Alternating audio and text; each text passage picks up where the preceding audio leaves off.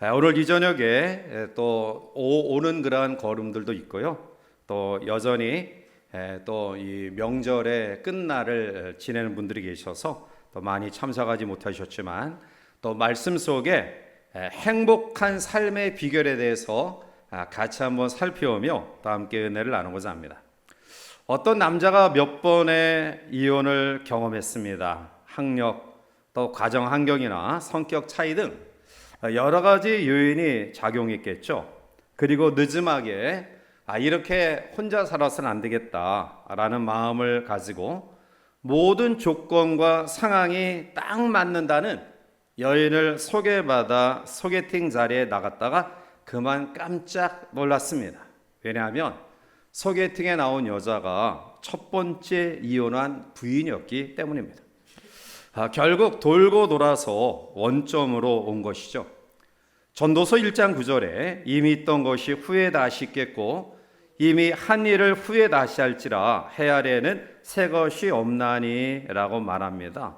사실 해 아래 새 것이 없습니다. 오늘 우리의 주어진 현재의 상황이 나에게 제일 좋은 상황이다 이렇게 생각하면 좋을 것 같아요. 제가 지난번에도 말씀드렸지만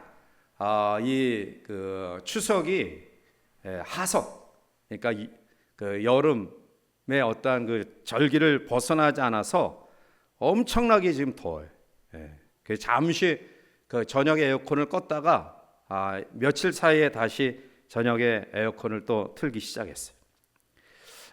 제가 지난번에도 말씀드렸지만 올해 더위가 제일 여러분들의 생애에 시원한 여름이라고 생각할 수밖에 없다고요. 그러니까 그만큼 기상이유를 통해서 이러한 기상이변의 일들이 이제 계속 반복되어진다는 거예요. 그래서 덥지만 올해가 제일 시원한 여름 보냈다 이렇게 생각하시면 좋을 것 같아요. 자, 하나님의 생각은 우리의 생각과 다릅니다. 심지어는 고난조차도 우리에게 제일 좋은 것이라고 생각하는 믿음이 우리에게 필요해요. 왜냐하면 성도에 주어진 고난과 문제는 더 큰 축복과 새로운 창조를 위해 주어진 것이기 때문에 그렇습니다. 결국 진정 복된 삶을 살기 위해서는 먼저 나의 삶의 감사의 기초 터전을 확실히 닦아야 된다는 것이죠. 그 기초에서 행복의 탑은 서서히 쌓아 올라가는 것입니다. 우리가 잘 아는 미국의 농구의 황제 마이클 조던이 1993년 7월 미국 NBA 3연패 위협을 달성했는데요. 그런데 안타깝게 그의 아버지 제임스 조던이 고속도로에서 2인조 강도에게 살해당했어요. 이 충격을 받은 마이클 조던이 아버지가 그렇게 소원했던 야구 선수로 전환을 해요. 그래서 농구를 접고 야구 선수로 전환하여 입문합니다. 그는 그 다음에 2월 시카고 화이트삭스 팀에 입단해서 산하 트리플 A 팀에 소속되어 야구 선수로 다시 두 번째 인생을 시작해요. 그런데 시즌이 시작되었지만 29타수 무안타 행진을 하다가 결국 그 밑에 팀인 더블 A 팀으로 강등되었고요. 그 리그에서도 결국 타율 2할 1위, 홈런 3개, 타점 51점의 초라한 성적을 내고 야구를 포기하고 그 다음에 골프에 입문합니다. 그런데 격렬한 농구에 비해 이 푸른 초원을 거닐면서 하는 이 골프가 굉장히 그 여유롭고 또 낭만적이라고 생각했지만 결국 어떤 실적이 나오지 않으니까 그는 다시 스트레스를 받다가 농구에 다시 대복귀합니다. 그때 언론들이 농구의 신이 돌아왔다라고 칭송했고요.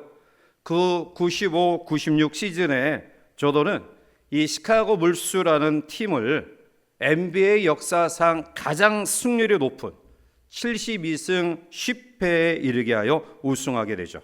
그는 96년부터 98년까지 다시 시카고 불스팀을 3연패를 했고요.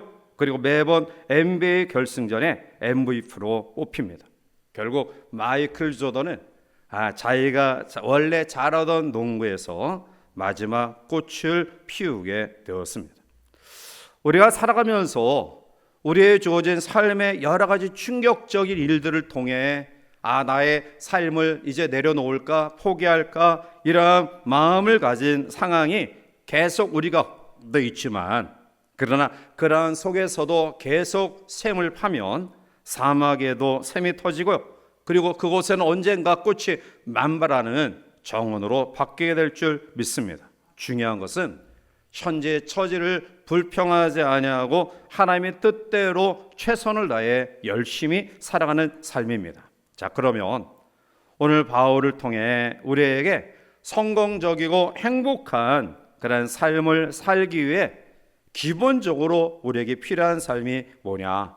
우리가 너무나 잘 아는 말씀이지만 다시 한번 되새기면서 이 말씀 속에 또 같이 은혜를 나누고자 합니다. 자, 우리 16절부터 18절까지 다시 함께 한번 읽어보시겠습니다. 항상 기뻐하라, 쉬지 말고 기도하라, 범사에 감사하라, 너희를 향하신 하나님의 뜻이니라. 아멘. 너무나 잘 알고 익숙하게 들었던 말씀이지만 다시 한번 우리의 마음속에 되새김질하면서 또 말씀의 은혜를 나누시길 바랍니다. 제일 첫 번째로는 16절에 항상 기뻐하는 삶입니다.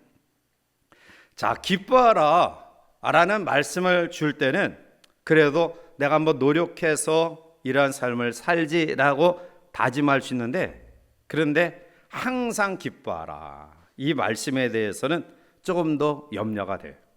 항상 기뻐하라. 왜냐하면 우리 모두는 고통과 눈물의 여정을 거치고 살아가기 때문입니다. 어떤 분은 참 별 걱정 없이 편하게 그리고 행복하게 돈도 잘 벌고 하고 싶은 거 다 하고 사고 싶은 거 다 하고 남들 부러워하지 아니하는 삶을 살고 있다라고 생각하지만 그 사람에게도 남몰래 흘리는 눈물이 있습니다. 우리는 나만 가장 불행하고 나만 가장 어려운 삶을 산다라고 늘 그러한 생각을 가집니다. 그러나 사람마다 그 이상의 여러 가지 문제들을 가지고 있습니다. 그것이 바로 인생이에요. 자, 따라서 어렵고 힘든 상황 가운데서 내 스스로 실망하는 낙심, 남에게 실망하는 원망을 모두 버리시길 바랍니다. 낙심과 원망은 불행으로 가는 지름길이에요. 야고보서 1장 2절에 내 형제들아 너희가 여러 가지 시험을 당하거든 온전히 기쁘게 여기라. 아멘. 한 가지 시험도 아닌데 여러 가지 시험을 만났는데 어떻게 온전히 기뻐할 수 있을까요? 먹고 살기 힘들고 누군가가 나를 모함하고 전혀 나의 앞길이 열려지지 아니할 것 같은 그런 환경 가운데 죽을 것 같은데 어떻게 기뻐할 수 있습니까? 그러나 이러한 상황 속에서도 성령께서 내 마음을 주장하시고 내 마음속에 소망과 확신을 주시면 우리는 기뻐하는 삶을 살아가게 될 줄 믿습니다. 마태복음 26장 30절에 보면 예수님은 십자가를 지러 감람산에 올라가시는 길에도 찬미했다라고 이야기해요.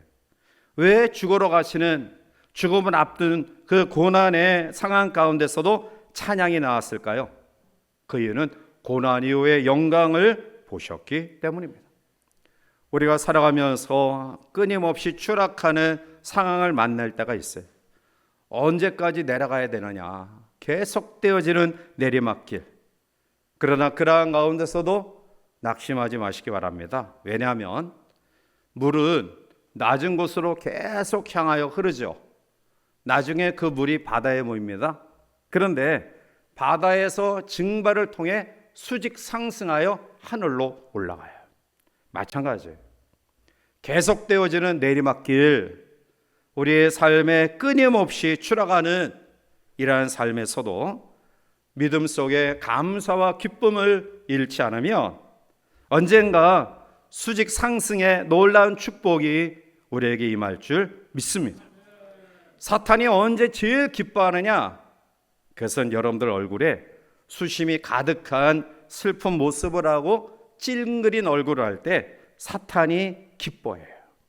자, 반대로 성도가 기뻐하고 또 환한 미소를 지으면 사탄은 견디지 못해요. 재빨리 도망가면서 동시에 우리의 질병과 연약함과 불행도 사라질 줄 믿습니다. 그래서 우리는 의지적으로 기뻐해야 돼요. 의지적으로 웃어야 돼요. 미국의 한 통계를 보면 어린아이는 하루에 400번 웃는다고 해요. 400번. 그런데 나이 드신 어른들은 하루에 15번 웃는다고 해요. 15번. 한번 생각해 보세요. 오늘 하루 15번 이상 웃으신 분 계세요? 왜 고개를 절레절레 흔드시 15번도 안 웃으셨어요 오늘?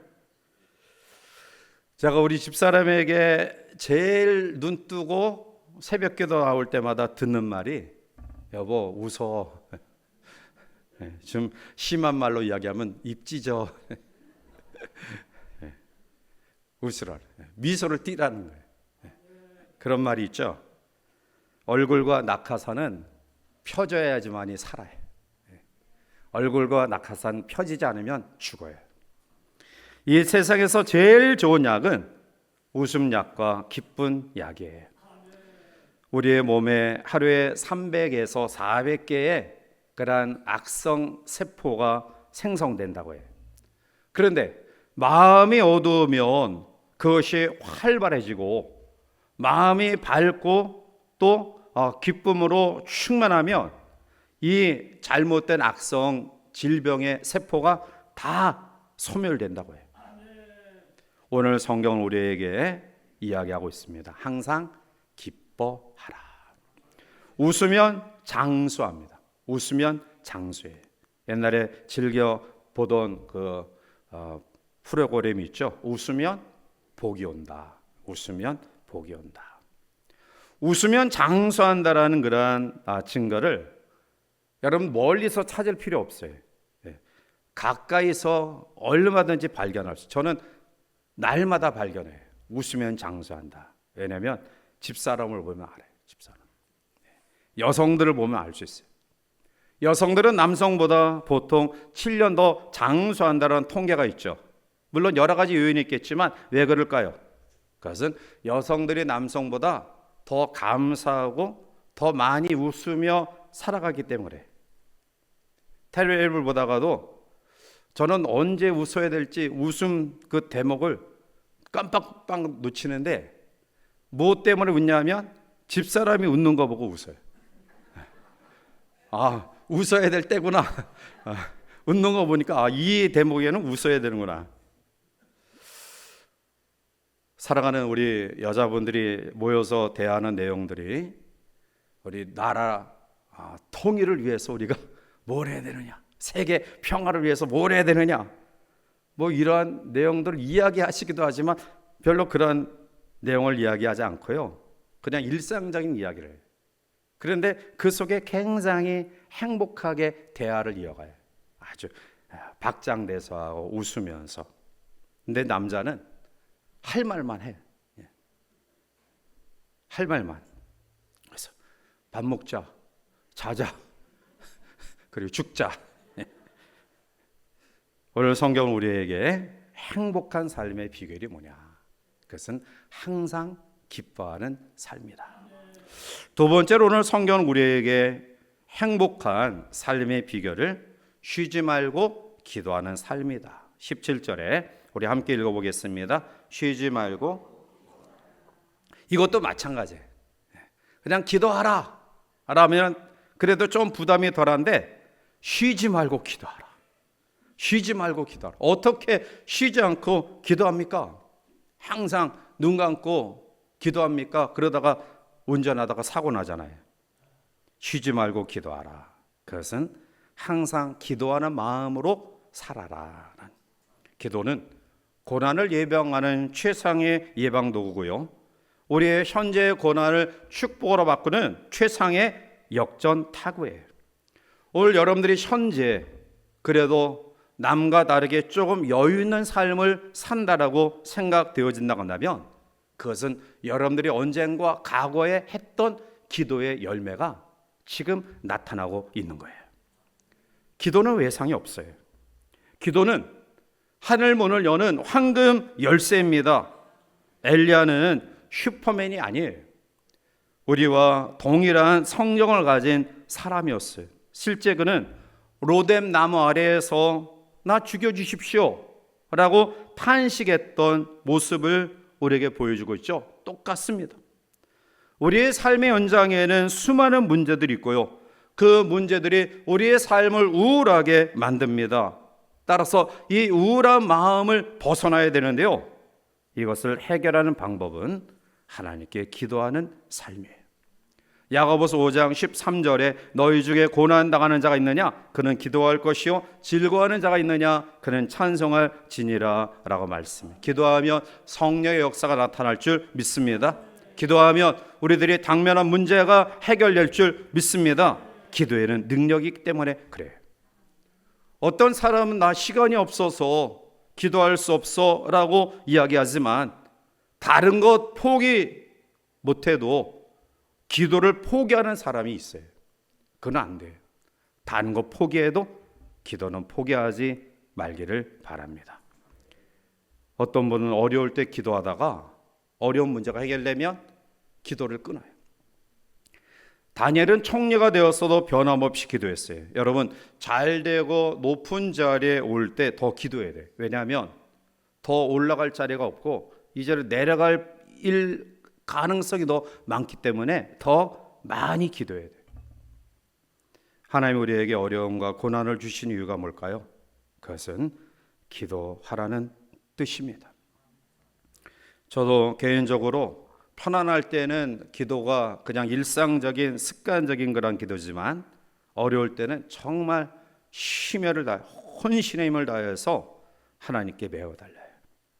어떠한 경우에도 기도를 포기하지 마시길 바랍니다. 기도를 포기하면 그렇지 않아도 많은 우리의 허점들이 더 커져요.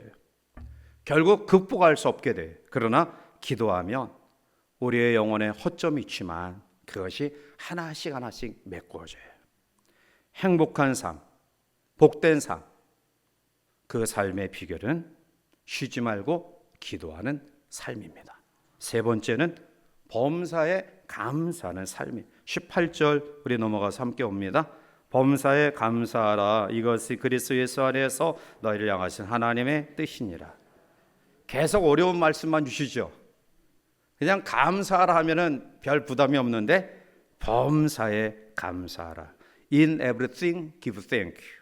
즉 모든 일에 감사하라. 그러니까 for everything.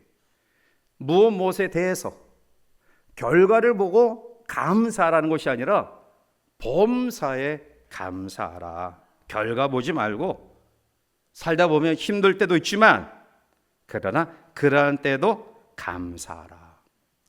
왜냐하면 로마서 8장 28절에 우리가 알거니와 하나님을 사랑하는 자 곧 그의 뜻대로 부르심을 입은 자들에게는 모든 것이 합력하여 선을 이루느니라. 아멘. 전능하신 하나님은 우리에게 합력하여 선을 이루도록 하셔요. 물론 우리가 볼 때 선하지 않은 일이 생길 수도 있습니다. 우리가 지금 당면한 이 문제가 선하지 않은 모습으로 우리에게 다가올 때도 있어요. 그러나 그것은 일시적으로 우리가 그렇게 선하게 보이지 않을 뿐이지요. 궁극에 가서는 반드시 하나님께서 합력하여 선을 이루게 만드실 줄 믿습니다. 따라서 여러분 눈에 지금 선하게 보이는 일이든 또 때로는 선하게 보이지 않는 일이든 상관할 것 없이 감사하는 삶이 있기를 바랍니다. 파스칼은 병상에서 하나님 제게 병을 주셔서 감사합니다. 이 병을 통해 주실 축복을 받고 감사를 배우기 전까지 이 병을 거두지 마소서라는 일기를 썼어요. 그는 질병이 하나님의 축복의 도구임을 믿고 감사했습니다. 감사의 신앙을 통해 하나님의 놀라운 축복을 경험하게 됩니다. 우리 지방에 한 2, 3년 전에 은퇴하신 목사님이 갑자기 간암 4기 그리고 대장암 4기 판명을 받았어요. 그분은 평소에 우리 후배들에게 건강 전도사예요. 그러니까 자연 치료법에 대해서 얼마나 박식한지, 이것이 좀 이상이 있으면 이것을 먹고, 이것이 이상이 있으면 이것을 먹고, 또 본인도 운동도 열심히 하고 은퇴하고 나서도 지역의 이 탁구 클럽에 가입을 하셔가지고 매일 탁구를 치시면서 건강 관리를 하셨는데요. 그런데 불과 은퇴하고 2, 3년 만에 간암 4기, 대장암 4기 충격적인 소식을 듣고 굉장히 마음이 울적했어요. 그런데 그 분과 함께 또 이 동역했던 그 선배 목사님이, 그 목사님이 자기에게 보낸 카톡을 보여주더라고요.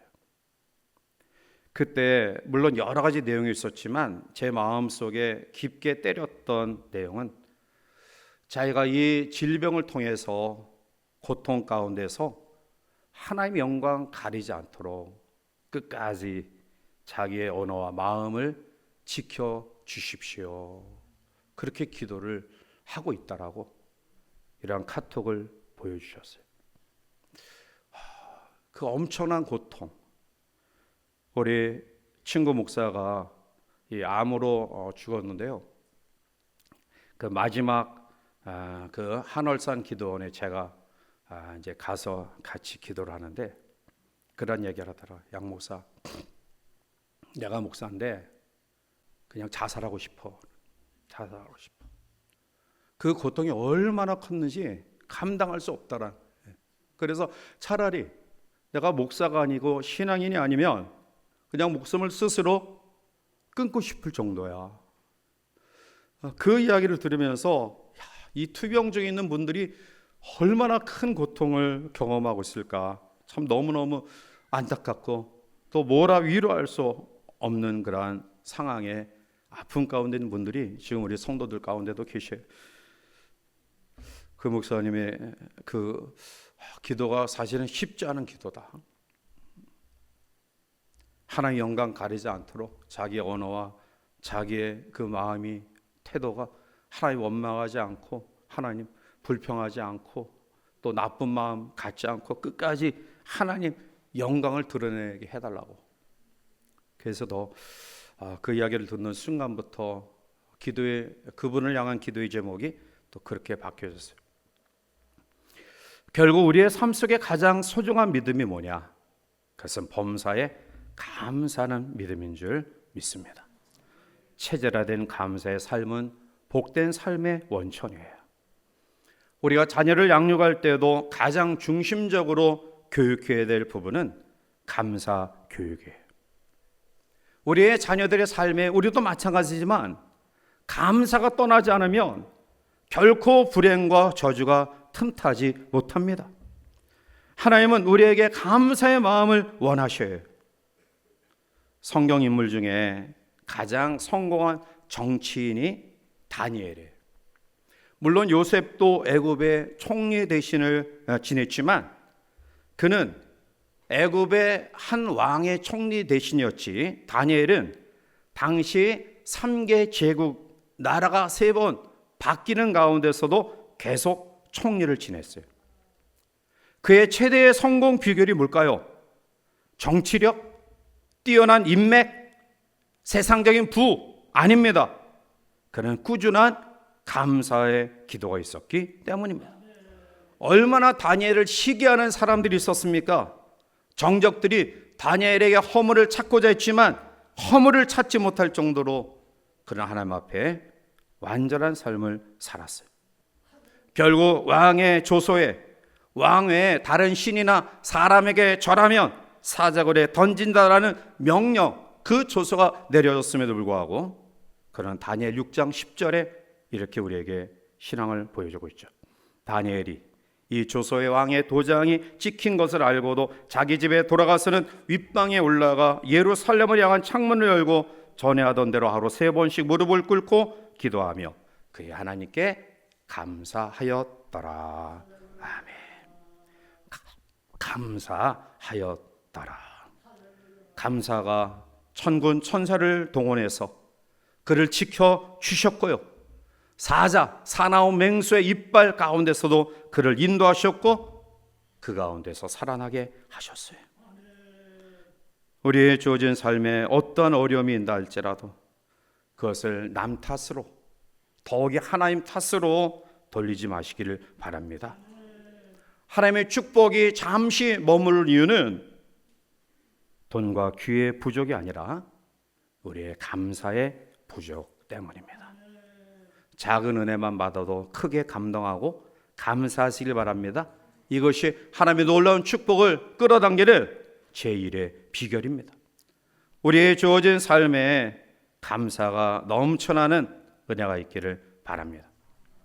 여러분들이 신앙을 다른 면에서 자랑하지 마십시오. 내가 금식 기도를 한다, 예언 기도를 한다, 또 이러이러한 봉사를 한다. 우리가 아무리 그러한 삶을 산다 할지라도 불평하는 입술이 우리 가운데 있다고 한다면 그 기도와 그 구제와 그 봉사와 그 헌신이 무슨 소용이 있을까요? 감사가 넘치는 사람이 기도하고 봉사하고 헌신하는 사람보다 훨씬 하나님 앞에 합당한 믿음의 삶이에요. 물론 감사가 넘치면 기도 생활도 열심히 하고 또 봉사와 헌신 생활도 자연적으로 따라오겠지만요. 그러므로 우리 입술에 감사가 떠나지 아니하는 그러한 아름다운 믿음의 삶이 있기를 바랍니다. 하나님의 놀라운 축복과 행복은 감사의 문으로 들어옵니다. 그러나 그 축복이 지속되지 아니하는 이유는 바로 원망의 문으로 나가기 때문에 그렇습니다. 어떤 사람은 다른 사람에게 신세 지는 것 좋아하지 않아요. 그래서 참 바늘로 찔러도 이 피 한 방울 날 것 같지 않은 아주 굉장히 엄격하게 자기를 잘 관리하는 사람이 있어요. 자, 그러나 적절할 때에는 신세 져도 돼요. 주변의 사람들이 베푸는 사랑에 대해서 너무나 거절하고 딱 두부 자르듯이 그렇게 냉정하게 여러분 대하지 마세요. 그냥 사랑 베풀면 감사하게 받고 또 다시 사랑을 나누면 되는 거예요. 감사로 더 많이 표현하면 되는 겁니다. 따라서 오늘 우리의 주어진 삶의 행복의 비결은 바로 감사의 삶이다. 좋은 배우자 되려고 뭐 여러 가정 세미나 참여할 필요 없어요. 그냥 감사를 표현하면 돼요. 자녀를 잘 양육하길 원하십니까? 자녀에게 고맙다, 사랑한다 이 말을 자꾸 하셔요. 그럼 정말 자녀가 고마운 자녀가 돼요. 배우자의 마음을 얻고 싶습니까? 주변의 사람들의 마음을 얻기를 원하십니까?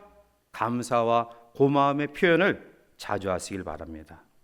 하나님과의 관계도 마찬가지예요. 고난과 시련 가운데도 하나님 감사합니다. 하나님 감사합니다. 하나님 은혜로 지금까지 살아왔는데 이러한 상황 속에서도 하나님의 뜻을 분별하게 하소서. 감사의 믿음으로 하나님께 고백을 하면 반드시 하나님의 영광을 받으시고 우리의 삶에 거칠 것 없는 축복의 대로 활짝 열어주실 줄 믿습니다. 하나님 오늘 우리에게 보시는 것은 내가 무슨 일을 하느냐, 어떠한 봉사와 어떠한 헌신을 하느냐 이것을 중히 보시는 게 아니라 얼마나 기뻐하느냐, 얼마나 기도하느냐, 얼마나 감사하느냐 이것을 보셔요. 이게 하나님의 뜻이기 때문에 그래요. 오늘 이 밤 어떠한 상황 가운데도 항상 기뻐하고 쉬지 말고 기도하고 범사에 감사하는 우리 모두가 되시기를 바랍니다. 기도 없는 기쁨 없고요, 기쁨 없는 감사 없고요, 감사 없는 기도 없습니다. 항상 기뻐하고 쉬지 말고 기도하고 범사에 감사해서 하나님의 뜻을 이루며 복되고 행복한 삶을 살아가는 우리 모두가 되시기를 주님의 이름으로 간절히 축원해 드립니다.